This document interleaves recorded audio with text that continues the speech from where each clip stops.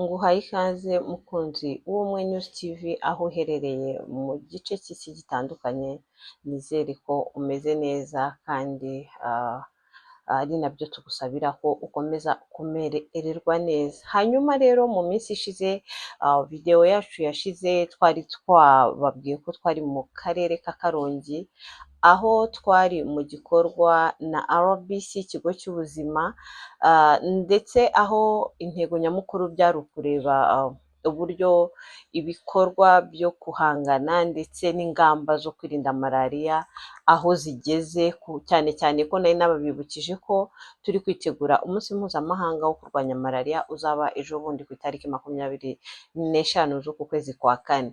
Hanyuma rero u Rwanda nk'igihugu gihagaze neza mu guhangana n'indwara ya malariya, ni naho iyi nama izabera mu gihugu cyacu cy'u Rwanda mu mujyi wa Kigali.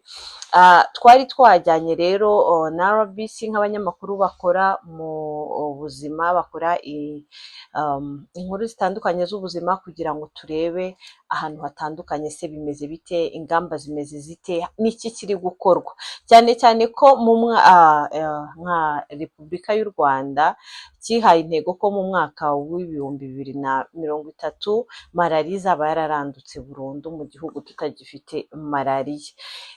Ubu ngubu malariya yagiye igabanuka, cyane cyane ko uko byari bimeze mu gihe cyashize, bigaragara ko malariya igenda igabanuka cyane ndetse ku kigero gishimishije, kuko nko mu mwaka wa 2016 malariya yari nyinshi, ariko ubu ngubu ubona ko yagabanutse ku rwego rushimishije. U Rwanda rero nk'igihugu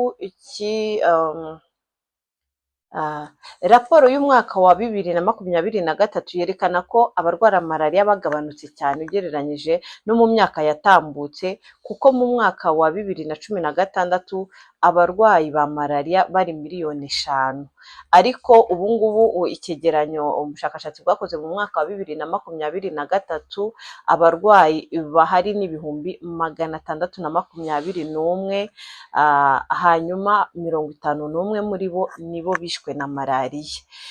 Ni urugendo ubona rugenda neza ndetse n'intambwe iterwa ni nziza, ariko u Rwanda rufite intego zo kurandura malariya burundu. Rero ni muri urwo rwego, mu ngamba, muri ibyo twasuye, mu ngamba zihari harimo kuba barashize mu byiciro, harimo mu bushakashatsi bwakozwe basanga harimo abantu bafite ibyago byinshi byo kwandura malariya, bakavuga uti iki cyiciro gishobora kuba kiri mu bafite ibyago bitewe n'ubushakashatsi bwakozwe. Muri ibyo byiciro rero byinshi harimo abanyeshuri cyane cyane babonye abiga bacumbikirwa, harimo abashinzwe umutekano, kuko abashinzwe umutekano bamara umwanya munini ku muhanda, ndetse habamo n'abarobyi, kuko byagaragaje ko abarobyi abenshi hari igihe baroba nijoro, kwanza akenshi imirimo ikorwa nijoro, bakamara umwanya munini bari ahantu bashobora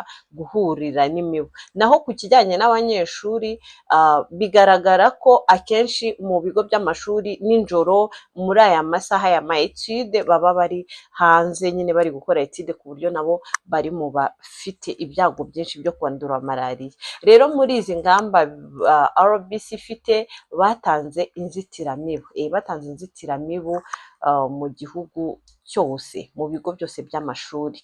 Rero ibiganiro twagiye tugirana n'ababishinzwe, abafite mu nshingano zabo ibikorwa muri RBC, hari ikigo twasuye, ikigo cy'amashuri ya Groupe Scolaire Saint Joseph i Kabgayi, ndetse n'umuyobozi wayo, abanyeshuri batandukanye batubwira ibyiza by'ibi ngibi. Mubakurikire, mwiyumvire ingamba, mwumve uburyo babyakiriye, ndetse n'izindi detaye nyinshi murazisangamo. Hanyuma ntibagirwe gukora subscribe ndetse na share kugira ngo usangize abandi. Nitwa Epafrodite Habanabakize, ndi umukozi w'ikigo cy'igihugu gishinzwe ubuzima mu ishami rishinzwe kurwanya malariya, nkaba nshinzwe ibijyanye n'ubwirinzi bwa malariya n'ubukangurambaga. Hari ubushakashatsi bwakozwe muri 2021 bushaka kwerekana ibyiciro cyangwa abantu bafite ibyago byinshi byo kwandura malariya. Muri ibyo byiciro byagaragaye rero hajemo n'abanyeshuri, kubera ko batinda hanze, baba bari mu kigo cy'amashuri, aho umubu ushobora kubaprofita ukabaruma kubera ko bari muri etide.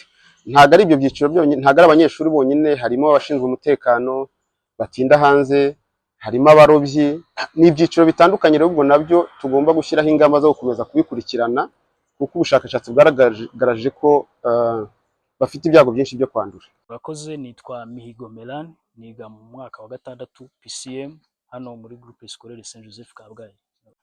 Yego nibyo twashizwe mu cyiciro cy'abantu bafite ibyago byinshi byo kwandura malariya, kuko hano ku ishuri akenshi usanga hari ibigo bidafite ubushobozi yenda, cyangwa se abanyeshuri bamwe badafite ubushobozi bwo kuba babona inzitiramibu ngo birinde malariya, cyangwa se ugasanga nanone mbese n'ubudahangarwa bw'umubiri wacu budahagije, wenda bitewe n'ibiryo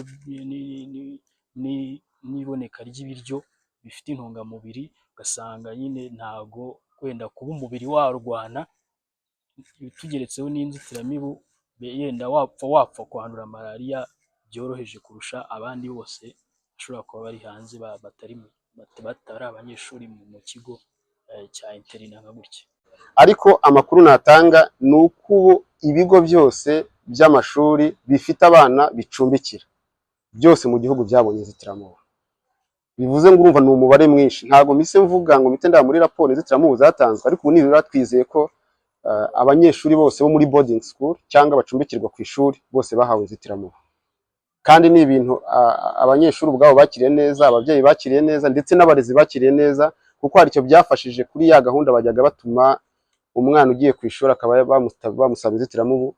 Rimwe na rimwe na ya yindi umubyeyi yabonye mu gihe tuzitanga muri kampanye cyangwa ku baturage, ugasanga ayijyanye ku ishuri, bigatuma umubyeyi asigara ntayafite.